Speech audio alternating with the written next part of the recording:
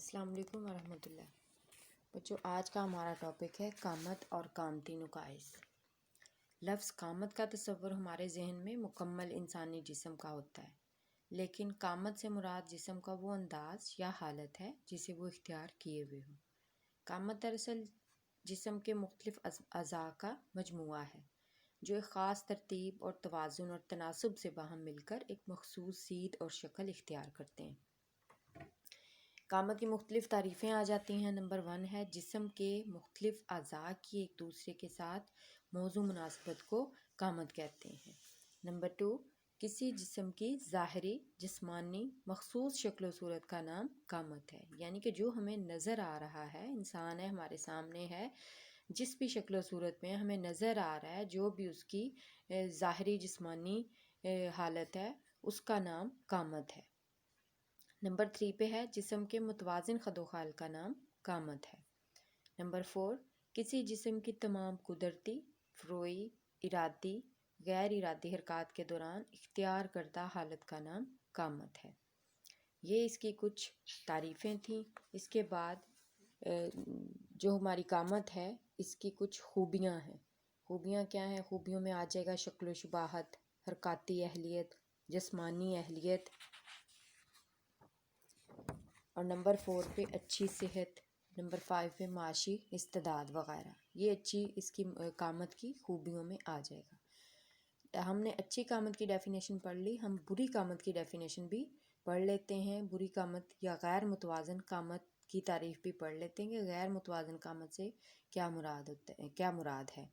انسانی جسم کے اعضاء کی ایک دوسرے کے ساتھ غیر موزوں مناسبت کو غیر متوازن یا بری قامت کہا جاتا ہے۔ جب ہم نے اچھی قامت کی تعریف پڑھی تو اس میں تھا کہ جسم کے تمام اعضاء کی ایک دوسرے کے ساتھ موزوں مناسبت کو قامت کہتے ہیں یا اچھی قامت کہتے ہیں، اور جب ہم غیر متوازن قامت کی تعریف پڑھتے ہیں تو اس میں آتا ہے کہ انسانی جسم کے اعضاء کی ایک دوسرے کے ساتھ غیر موزوں مناسبت کو غیر متوازن قامت کہا جاتا ہے۔ اب ہمارے پاس قامتی نقائص ہیں۔ قامتی نقائص 4 طرح کے ہوتے ہیں۔ نمبر 1 گول کمر، نمبر 2 خالی کمر، نمبر 3 ناہموار کندھے، اور نمبر 4 چپٹے پاؤں۔ سب سے پہلے ہم پڑھتے ہیں گول کمر۔ گول کمر کس طرح کی ہوتی ہے؟ گول کمر میں جو ریڑھ کی ہڈی ہے وہ گردن اور چھاتی والے حصے میں اس میں نمایاں خم آ جاتا ہے اور سر اور گردن آگے کی طرف جھک جاتے ہیں، جس کی وجہ سے چھاتی اندر کو دھنس جاتی ہے۔ ریڑھ کی ہڈی میں جب خم آتا ہے تو سر اور گردن آگے کی طرف جھک جاتے ہیں، چھاتی اندر کو دھنس جاتی ہے اور پیٹ بڑھ جاتا ہے، یعنی پیٹ باہر کو نکل آتا ہے۔ شانے آگے کی طرف جھکنے سے گول نظر آتے ہیں اور کمر اس طرح کوہان جیسی شکل اختیار کر لیتی ہے۔ اس کو گول کمر کہتے ہیں۔ اگر یہ خم بہت زیادہ بڑھ جائے تو اسے کبڑا پن بھی کہا جاتا ہے۔ جسم کا جو بوجھ ہے وہ پاؤں پر مساوی نہیں ہوتا، یعنی ایک جتنا نہیں ہوتا، بلکہ ایڑیوں کی نسبت پنجوں پر زیادہ بوجھ پڑتا ہے۔ اب گول کمر کی وجوہات کیا ہیں؟ کون کون سی وجہ ہیں، کازز ہیں جس وجہ سے کمر جو ہے وہ گول ہو جاتی ہے؟ نمبر 1 کسی بیماری کی وجہ سے، نمبر 2 سمعی بصری کمزوری کی وجہ سے، نمبر 3 جسمانی عضلات کی کمزوری کی وجہ سے، نمبر 4 حادثے کی وجہ سے، نمبر 5 غیر موزوں فرنیچر کے استعمال سے، نمبر 6 پیدائشی طور پر کمر کے گول ہونے سے، نمبر 7 اونچے اور سخت کالر کی قمیض پہننے سے، نمبر 8 غلط انداز میں وزن اٹھانے سے، نمبر 9 ورزش نہ کرنے کی وجہ سے، نمبر 10 عمر کے مقابلے میں قد کے تیزی سے بڑھنے کی وجہ سے۔ اس سے کیا ہوتا ہے کہ جب قد تیزی سے بڑھ جاتا ہے، بچہ بہت کمزور ہوتا ہے تو وہ پھر جھک کے چلنا شروع کر دیتا ہے، جس وجہ سے اس کی جو کمر ہوتی ہے اس میں گول کمر کا نقص پیدا ہو جاتا ہے۔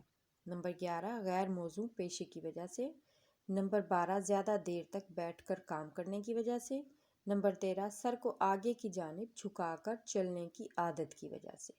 یہ تو گول کمر کی وجوہات تھیں۔ اب ہم اس کی اصلاحی ورزشیں پڑھتے ہیں۔ اصلاحی ورزشیں زیادہ سے زیادہ 18 سال کی عمر تک بہتر رہتی ہیں، کیونکہ اس وقت ہڈیوں کی افزائش یعنی نشو و نما ہو رہی ہوتی ہے۔ نمبر 1 وال بار سے لٹکنا، نمبر 2 تیراکی کرنا، خاص طور پر بریسٹ اسٹروک کرنا، नंबर 3 उल्टा लेट कर बाजुओं के सहारे सीना ऊपर उठाना। नंबर 4 उल्टा लेट कर बाजू और टांगें ऊपर उठाना। नंबर 5 जिस्म का मेहराब बनाना। नंबर 6 हाथों के बल खड़े होना। नंबर 7 सर के बल खड़े होना।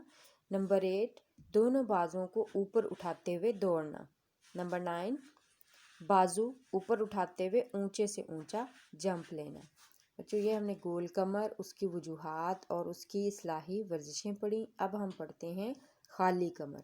खाली कमर के नुक्स में जो रीढ़ की हड्डी जो है वो कमर वाले हिस्से में उसमें नुमायां खम आता है। जो छाती है वो बाहर की तरफ ऊपर उठ जाती है और रीढ़ की हड्डी में कमर के निचले मोहरे यानी बैरूनी जानिब से यानी पेट की जानिब ज़्यादा झुकाव हो जाता है। कमर अंदर को झुक जाती है जिसकी वजह से कूल्हे और पेट पर बोझ बढ़ जाता है और जब इस पर बोझ बढ़ता है तो पेट के अंदर के अज़ा जो होते हैं वो ढलक जाते हैं और इस तरह पेट बाहर की तरफ निकल कर तोंद की शक्ल इख्तियार कर लेता है, जिसे खाली कमर या तोंद का निकलना भी कहते हैं। और पाँव पर जिस्म का बोझ मुतवाज़न नहीं रहता। अब हम इसकी वजूहात पढ़ लेते हैं कि किस वजह से खाली कमर का नुक्स पैदा होता है। नंबर 1 ज़रूरत से ज़्यादा खाना और वर्जिश ना करना और आराम तलबी की वजह से। नंबर 2 पेट के उज़लात के कमज़ोर होने की वजह से। नंबर 3 देर तक बैठकर काम करने की वजह से। नंबर 4 किसी बीमारी की वजह से। नंबर 5 किसी हादसे की वजह से रीढ़ की हड्डी में आगे की जानिब खम आ जाए तो उससे भी खाली कमर का नुक्स पैदा हो जाता है। नंबर 6 बोझ गलत तरीके से उठाने से। नंबर 7 खुराक की कमी की वजह से। जब खुराक प्रॉपर नहीं खाई जाती तो फिर क्या होता है कि उज़लात कमज़ोर हो जाते हैं जिससे खाली कमर का नुक्स पैदा हो जाता है। गैर मौजू नशीस्त व बरखार यानी गैर मौजू नशीस्त यानी मेज़ का ऊंचा होना और कुर्सी का नीचा होना, इससे भी खाली कमर का नुक्स पैदा हो जाता है। अब हम खाली कमर की जो इस्लाही वर्जिशें हैं वो भी पढ़ लेते हैं। नंबर 1 घोड़सवारी करना। नंबर 2 गहरे और लंबे सांस लेना। ज़मीन पर लेटकर टांगों को ऊपर उठाते हुए साइकिलिंग करना। नंबर 4 सीधे खड़े होकर जिस्म को आगे झुकाते हुए हाथों से ज़मीन को छूना। नंबर 5 ज़मीन पर बैठते हुए सामने टांगे करके हाथों से पंजों को छूना। नंबर 6 पीठ के बल लेटते हुए दोनों घुटनों को छाती से टच करना। नंबर 7 पुशअप्स लगाना और सिरसप लगाना। बच्चों ये तो थी हमारी खाली कमर की इस्लाही वर्जिशें। आज हमने 2 टॉपिक्स पढ़े हैं और उनकी डेफिनेशन पढ़ी है, यानी कामत की अच्छी कामत और बुरी कामत की डेफिनेशन पढ़ी है। इसके अलावा हमने 2 कामती नुकाइस पढ़े हैं, खाली कमर और गोल कमर। इन दोनों की हमने वजूहात और इस्लाही वर्जिशें पढ़ी हैं।